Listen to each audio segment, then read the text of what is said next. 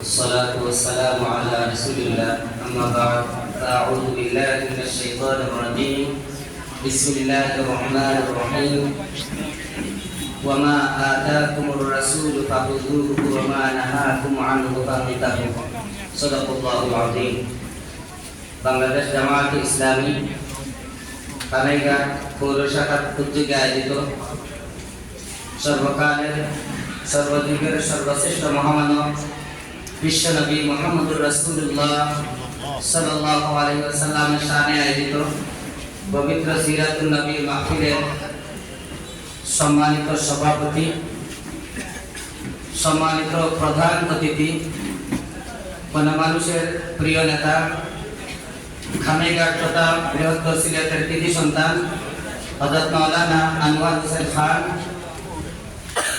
বিশেষ অতিথি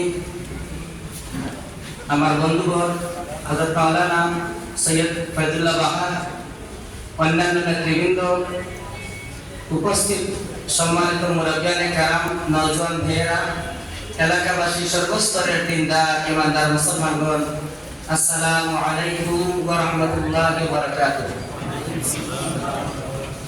আমরা এমন এক মহান সত্তা জীবন চরিত্র নিয়ে আলোচনা করার জন্য মাহফিল আয়োজন করেছি।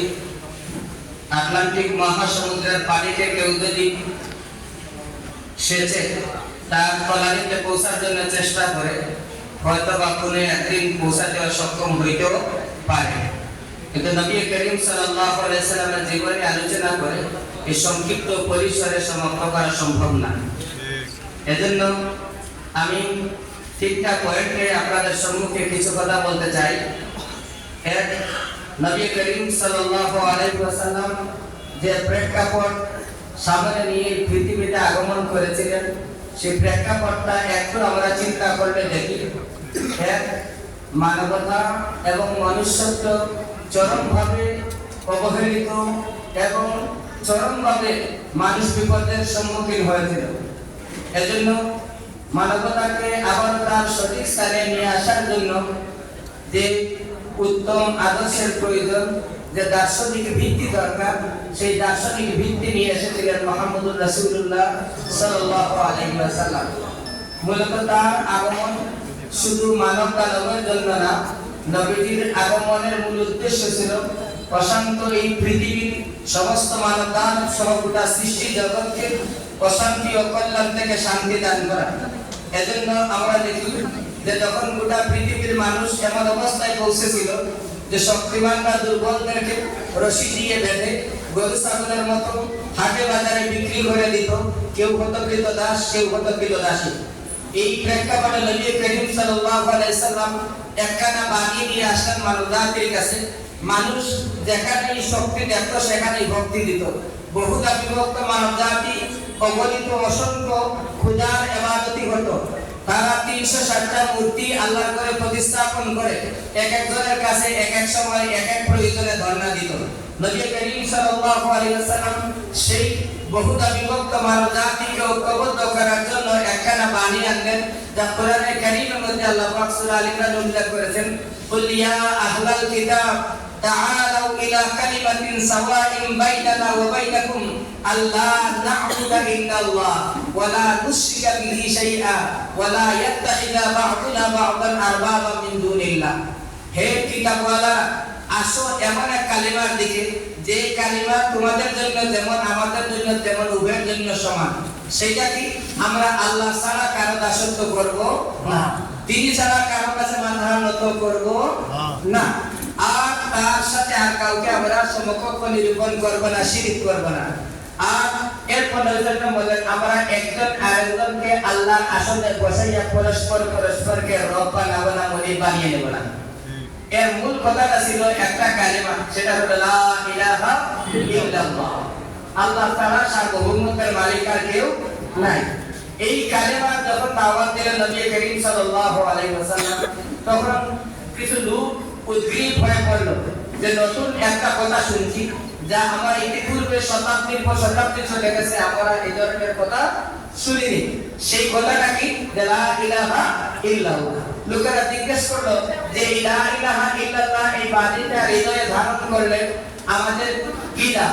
নবীজি বললেন তুফলিহু, তোমরা কি হয়ে যাবে? সফলকাম হয়ে যাবে। কিভাবে? যে এই পৃথিবীতে তোমাদেরকে সাময়িক সময়ের জন্য পাঠানো হয়েছে আল্লাহর পক্ষ থেকে। এখানে তোমাদের দায়িত্ব হচ্ছে পরকালে তোমাদের স্থায়ী নিবাস জান্নাতে যাওয়ার জন্য সেই জান্নাতের মূল্য পরিশোধ করতে হবে। সেখানে সীমাহীন সুখ, সীমাহীন ভোগ এবং সীমাহীন সম্মান তোমাদের প্রেরণ করতে হবে সেখানে। নবী করিম সাল্লাল্লাহু আলাইহি ওয়াসাল্লাম এজন্য তিন দিকে কাজ করলেন। কয়টা বিষয়? তিনটা পয়েন্ট বলছিলাম না? এক থেকে দেখলেন যে একদল মানুষ আর একদল মানুষকে চরমভাবে অপমান করছে, অবহেলা করছে, তাদের উপর সীমাহীন জুলুম নির্যাতন করছে, আর প্রয়োজনে তাদেরকে হত্যা করছে। এজন্য নবীজি প্রথমত যে দাওয়াত দিলেন সেটা হলেন পৃথিবীর সমস্ত মানুষেরা পরস্পর সমান, কারোর মধ্যে কোনো ভেদাভেদ নাই। অতএব তোমরা চাইলে কাউকে জুলুম নির্যাতন করবে, হত্যা করবে, এটা সম্ভব না।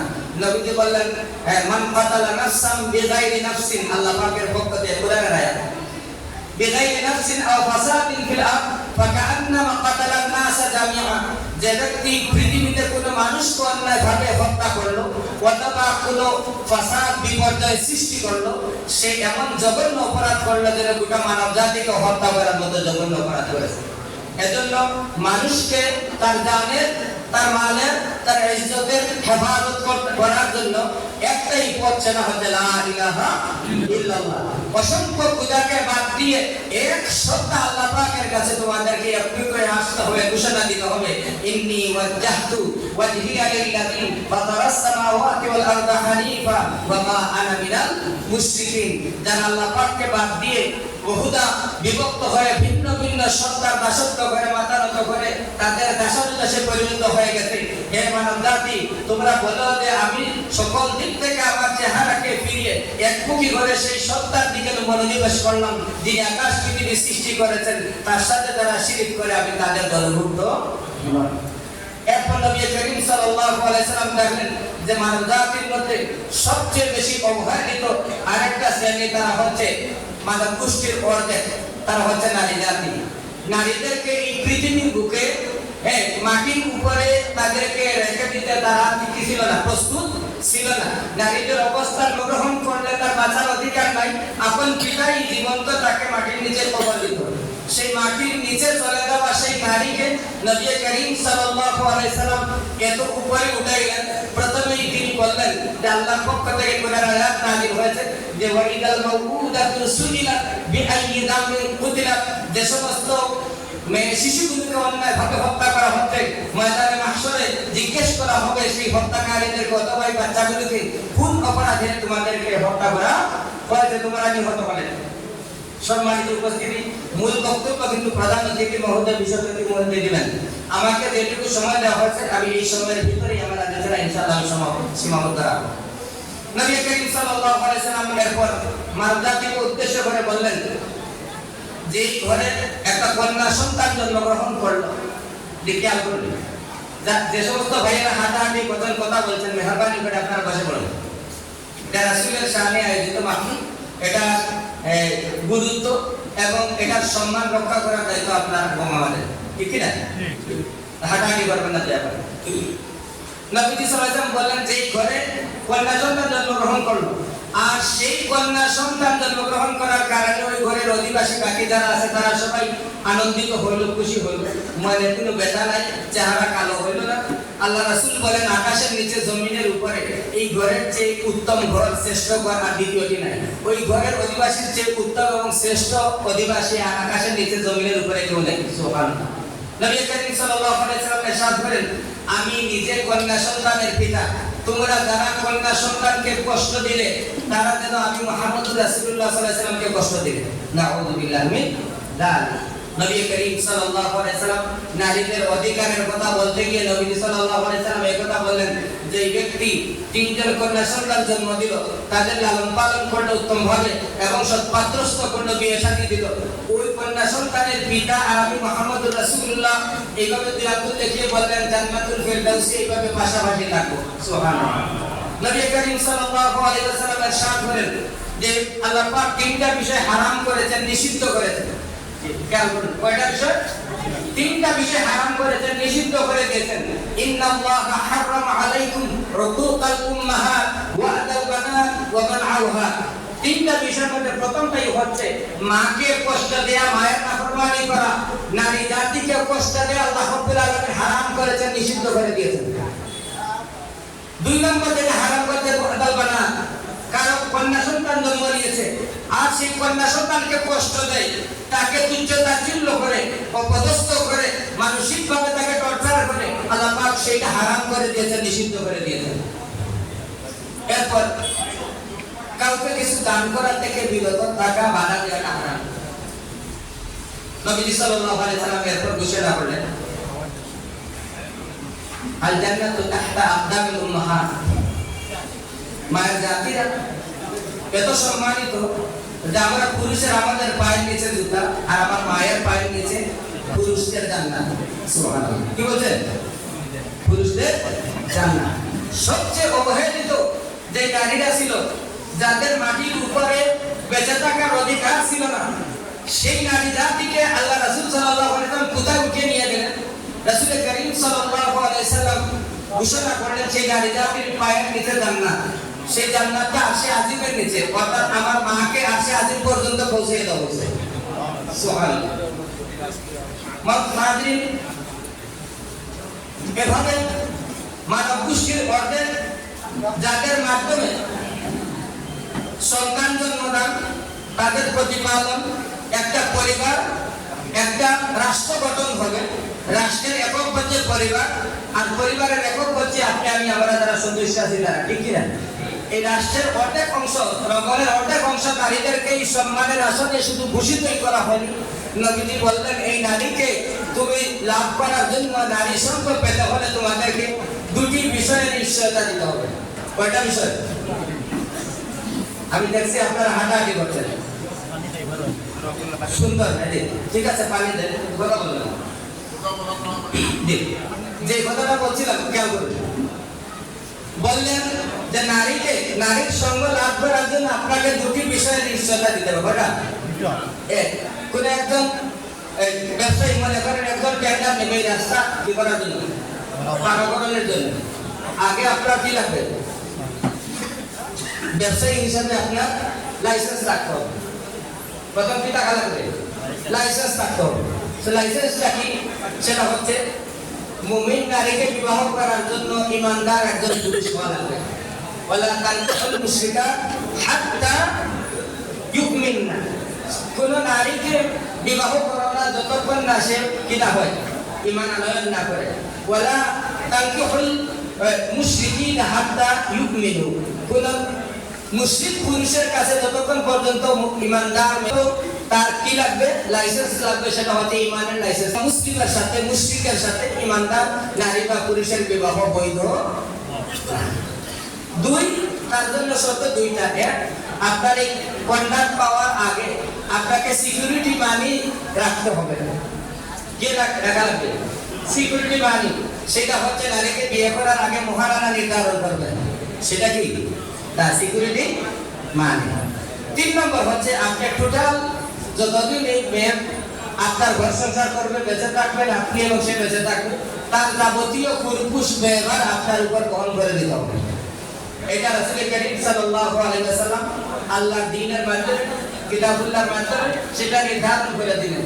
যে নারীর কোনো অধিকারই ছিল না, তাকে কিভাবে সেভ করা হলো? তার ব্যয়ের কোনো খাত নাই, কি নাই? ব্যয়ের খাত নাই। ওই নারী পিতা মারা গেলেন, সেখান থেকে এসে পৈতৃক সম্পত্তি থেকে একজন পুরুষ যতটুকু পায় তার অর্ধেক পাবে।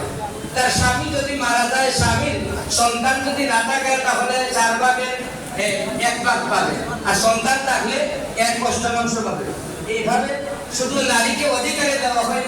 অর্থনৈতিক ভাবে যে নারীর কোনো বেঁচে থাকার অধিকার ছিল না, তাকে আর্থিকভাবে, শারীরিকভাবে, মানসিকভাবে সর্বদিক থেকে এমন এক উচ্চ আসনে নারীকে বসাইলেন রাসূল করিম সাল্লাল্লাহু আলাইহি ওয়াসাল্লাম, যেই নারীগুলো কি ছিল না, বাঁচার অধিকার ছিল না।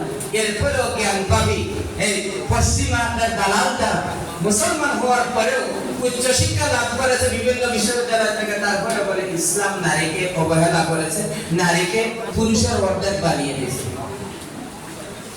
এটা হচ্ছে নবী করিম সাল্লাল্লাহু আলাইহি ওয়াসাল্লামের কি মানব গোষ্ঠীকে মর্যাদা দান, তাদের প্রাণের অধিকার, তাদের সম্পদের অধিকার, তাদের ইজ্জতের অধিকার, এগুলো নিশ্চিত করেছেন কে? মুহাম্মদুর রাসূলুল্লাহ সাল্লাল্লাহু আলাইহি ওয়াসাল্লাম। এই সংগ্রাম যখন নবীজি শুরু করলেন, সমাজের হত্যা নেতারা ছিল তিন শ্রেণী। কয় শ্রেণী? এক নম্বর হচ্ছে সমাজপতি, যারা সমাজ পরিচালনা করে, রাজনৈতিক নেতৃবৃন্দ। দুই নম্বর হলো সমাজের দলিল বণিক শ্রেণী, যারা অর্থনৈতিক দিকটা তারা কি করত, নিয়ন্ত্রণ করত। তিন নম্বর দিক ছিল যারা আগে থেকে প্রচলিত বিভিন্ন ধর্মীয় গোষ্ঠী, সেই তাকুরেরা। তারা কি করলো, একত্রিত হয়ে নবী করিম সাল্লাল্লাহু আলাইহি ওয়াসাল্লামের বিরুদ্ধে তারা বক্তব্য দেওয়া শুরু করলো। নবীজি সাল্লাল্লাহু আলাইহি ওয়াসাল্লাম তাদের সেই বক্তব্য খণ্ডন করেন, আর লোকেরা জাদুমন্ত্রের মতো নবীজির দিকে আকৃষ্ট হওয়া শুরু করলো। তখন তারা একত্রিত হয়ে নবীজির কাছে আসলো। আবু জেহেলের নেতৃত্বে আবু জেহেল, আবু লাহাব, উতবা, সাইবা, উমাইয়া ইবনে খালদ এবং ওয়ালিদ ইবনে মুগীরা সহ বড় বড় নেতারা একত্রিত হয়ে রাসূল করিম সাল্লাল্লাহু আলাইহি ওয়াসাল্লামের কাছে আসলো। তারা এসে বলল যে, হে মুহাম্মদ, তোমার উদ্দেশ্যটা কি?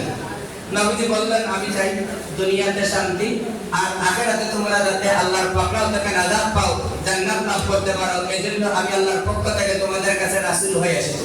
কি হয়ে আসছেন? রাসূল হয়ে।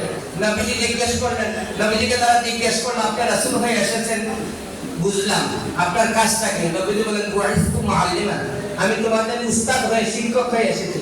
তারা জিজ্ঞেস করে, আপনি আমাদেরকে কি শিক্ষা দিতে চান? নবীজি উত্তর দেন, বুইসতু লিউতাম্মিমা মাকারিমাল আখলাক, আমি তোমাদেরকে সর্বোত্তম নৈতিক চরিত্র শিক্ষা দিতে চাই। তারা জিজ্ঞেস করে, চরিত্র সংশোধন করলে আমাদের কি লাভ? নবীজি বলেন, তোমরা শান্তি লাভ করবে। তারা বলে, আমরা তো তোমার কেউ চাচা, তোমার ভাই, তোমার অভিভাবক, আমরা যুগ যুগান্তরে চেষ্টা করে আসছি, আমাদের পূর্বপুরুষেরা চেষ্টা করে আসছে এই সমাজে শান্তি প্রতিষ্ঠার জন্য। তুমিও শান্তি চাও, আমরাও শান্তি চাই, আসো আমরা একটু সলা পরামর্শ করে সবাই এই সমাজে শান্তি প্রতিষ্ঠার জন্য ঐক্যবদ্ধ হয়ে থাকে। নবীজি মনে করলেন, তারা বুঝি দিন প্রতিষ্ঠার জন্য, নবীজির আনুগত্য করার জন্য ইসলাম কি করবে, কবুল করে নেবে। আনন্দিত হইলেন, তাদেরকে দাওয়াত করলেন, খানা পিনা শেষ। ভাইরা দয়া করে কথা বলবেন একটু, আমি শেষ করে দিচ্ছি, বেশি সময় নেই, 5-7 মিনিট। তারা নবীজির কাছে আসলো, নবীজি তাদেরকে আপ্যায়ন করাইলেন। আপ্যায়ন শেষ, সহিহ বুখারী, মুসলিম সহ অন্যান্য হাদিসের কিতাবগুলি এসেছে। খানা পিনার পর নবীজি সাল্লাল্লাহু আলাইহি ওয়াসাল্লাম যখন তাদেরকে বললেন যে, আমি এসেছি তোমাদের কাছে আল্লাহর পক্ষ থেকে রাসূল হয়ে, আল্লাহ পাক আমাকে কিতাব দিয়ে পাঠিয়েছেন, যদি এটা তোমরা আঁকড়ে ধরো, দুনিয়াতে শান্তি পাবে, আখিরাতেও মুক্তি। তারা বলল, আমরা তোমার মুরব্বীরা একত্রিত হয়ে পরামর্শ করে দেখেছি, এই পৃথিবীতে অশান্তির মূলে 3টা কারণ। কয়টা কারণ? 3টা কারণ। এক, এই আরবে কোনো খাল বিল, নদী নালা, পুকুর ডুবা নাই, অনাবৃষ্টি, এখানে খাদ্যের বড় অভাব। তুমি যদি সত্যি আল্লাহ রাসূল হও, তাহলে তোমার আল্লাহকে বলো, তিনি যেন আমাদের জন্য এই মরুভূমির মধ্যখান দিয়ে একটা ফলস্রোতা নদী প্রবাহিত করে দেন। এই কাহিনীটা সূরা বনী ইসরাঈলের 94 থেকে 97 নম্বর আয়াতে পাবেন। পড়ার জন্য আমি ওলামায়ে কেরাম যারা আছেন তাদেরকে বিশেষভাবে অনুরোধ করছি। তারা বলতো, আল্লাহকে বলো আমাদের জন্য একটা ফলস্রোতা নদী প্রবাহিত করে দেবেন। সেই নদী থেকে একটা ঝর্ণা দ্বারা প্রবাহিত হবে, যার ডান দিকে থাকবে একটা খেজুরের বাগান, বাম দিকে থাকবে একটা আঙ্গুরের বাগান। আমরা দুই বাগান থেকে খেজুর আর আঙ্গুর খাবো, আর ঝর্ণা দ্বারা থেকে পানি পান করবো, এরপর বলবো ওম শান্তি, আর কোনো অশান্তি থাকবে না। 2 নম্বর অশান্তির মূল কারণ যেটা আমরা দেখছি, সেটা হচ্ছে আরবে কোনো গাছপালা তৈরিলতা জন্মায় না, ভালো একটা ঘর বানাইতে পারি না, আমাদের কোনো ঘর নাই। আল্লাহকে বলুন, তিনি যেন আমাদের প্রত্যেকে একটা করে স্বর্ণের ঘর বানিয়ে দেন, তাহলে পেট ভরে খাবো আর পিঠ ভরে ঘুমাবো, আর কোনো অশান্তি থাকবে না। এরপরে যদি কোনো অশান্তি থেকে থাকে, তাহলে আমরা তোমার মুরব্বীরা চিন্তা করে দেখেছি, আমাদের সমাজে শিক্ষার বড় অভাব। এক কাজ করো, তুমি একটা সিঁড়ি লাগাও আকাশে, আর তরতর করে বেয়ে উঠো আকাশে, সেখান থেকে আমাদের জন্য একখানা কিতাব নিয়ে আসবে, অলৌকিক কিতাব। সেই কিতাবে আমরা এইভাবে হাত রাখবো, স্পর্শ করবো, আর অলৌকিকভাবে গোটা দেশের সমস্ত মানুষেরা অটো 100% শিক্ষিত হয়ে যাবে। যদি লোকেরা শিক্ষিত হয়ে যায় তাহলে এই সমাজে আর কোনো অশান্তি থাকবে না। আবু জাহেলের প্রস্তাব কয়টা? তিনটা। কি? খাদ্যে স্বয়ংসম্পূর্ণ হতে চাই, খাবার থাকবে, ভোগের সামগ্রী। 2, বিশাল বিশাল অট্টালিকা থাকবে স্বর্ণ নির্মিত, যেখানে আমরা কি করবো? আরাম করবো। আর 3 নম্বর হচ্ছে শিক্ষা দীক্ষার মাধ্যমে অত্যাধুনিক জ্ঞান বিজ্ঞান আর প্রযুক্তি ব্যবহার করে আমরা শিক্ষার স্বর্ণ শিখরে আরোহণ করবো। এই সমাজে আর কোনো অশান্তি থাকবে। সেই যুগে আবু জাহেল আবু লাহাবরা যে চিন্তা করেছিল, তাদের নাতিপুতিরা এই দিকে আসার পরেও ঠিক একই চিন্তাই করে, এর ব্যতিক্রম চিন্তা করে না। তারা আপনাকে আমাকে যখনই আসে নেতৃত্বে বসার সময় তখন বলে, ভাইয়েরা আমার, প্রিয় দেশবাসী, আমরা যদি ক্ষমতায় যেতে পারি তাহলে একজন মানুষকেও না খেয়ে মরতে দেব না। আমরা গোটা দেশবাসীকে বাম্পার ফলন দানের মাধ্যমে গোটা দেশবাসীকে খাদ্যে সম্পূর্ণ করে দেব, বলে কিনা? প্রিয় ভাইরা, আমরা যদি ক্ষমতায় যাই তাহলে শিক্ষা বিজ্ঞান অর্জন করার জন্য মাস্টার্স পর্যন্ত অবৈতনিক শিক্ষা ব্যবস্থার মাধ্যমে গোটা জাতিকে শিক্ষিত করে গড়ে তুলব। গৌরবের মাথা উঁচু করে বিশ্ববাসীর দরবারে আমরা হয়ে যাবো এক জ্ঞানী গুণী জাতি। এই সমস্ত কথা বলে কিনা? বলে। আর বলে অত্যাধুনিক প্রযুক্তি ব্যবহার করার মাধ্যমে প্রত্যেক মানুষকে আবাসনের ব্যবস্থা করে দেব। কি কি গ্রাম জানি? উচ্চ গ্রাম। কি গ্রাম? উচ্চ গ্রাম। তো সেই কালের আবু জাহেল আর এই কালের আবু জাহেলের মধ্যে মৌলিকভাবে শান্তির তাদের কাছে যে সংজ্ঞা, সেটা হচ্ছে 3টা। কি করো? লেখাপড়া করো, প্রযুক্তি উদ্ভাবন করো, বেশি বেশি করে ফসল উৎপাদন করো, ফলমূল ইত্যাদি, আর খাও আর ভোগ করো। এই তো তাদের কাছে এছাড়া আর কিছু ছিল না। আর নবী করিম সাল্লাল্লাহু আলাইহি ওয়াসাল্লাম বললেন যে চারিত্রিক উৎকর্ষতা সাধনের মাধ্যমে এমন এক জাতি আমরা তৈরি করতে চাই, যে জাতি গোষ্ঠী এমন চরিত্রবান হবে যে তাদের খাদ্যে স্বয়ংসম্পূর্ণ না হইলেও জ্ঞান বিজ্ঞানে অনেক বেশি উন্নত শিখরে না উঠলেও সেই জাতির মধ্যে যে উলটপালট করে দেওয়া টেনে হেঁচড়ে খাই সেটা থাকবে। মানুষ মানুষকে হত্যা করবে না। এজন্য নবীজি বললেন, আমি তোমাদের চরিত্র সংশোধন করতে চাই। কি করবেন? চরিত্রের 2টি দিক। এক, মানুষ যা বলে, বলা তার কথা। 2, মানুষ যে কাজ করে তার করা কাজ। এই বলা কথা আর করা কাজ, এই 2টা সমষ্টি হচ্ছে মানুষের চরিত্র। এজন্য নবী করিম সাল্লাল্লাহু আলাইহি সাল্লাম, শেষ করছি, এর সময় তো 2-3 মিনিট শেষ করে দিচ্ছি। সেটা হচ্ছে যে বললেন যে আল্লাহর পক্ষ থেকে মানুষের চরিত্র সংশোধনের জন্য নিয়ে আসলেন আল্লাহর পক্ষ থেকে কোরআন। কোরআন আপনাকে আমাকে ডেকে বলতেছে, ইয়া আইয়ুহাল্লাযীনা আমানু তাকুল্লাহা ওয়া কুলু কাওলান সাদীদা। হে বিশ্বাসীগণ, তোমরা যখন কথা বলবে তখন আল্লাহকে ভয় করবে। সাবধান, কথা বলার ক্ষেত্রে কখনোই বেঠিক কথা, মিথ্যা কথা বলবে না। তোমরা সত্য এবং সঠিক কথা বলবে। প্রথমতেই কি? আমার জবান ঠিক, কথা যা বলবো ভেবে চিন্তে বলবো, আর সেই কথা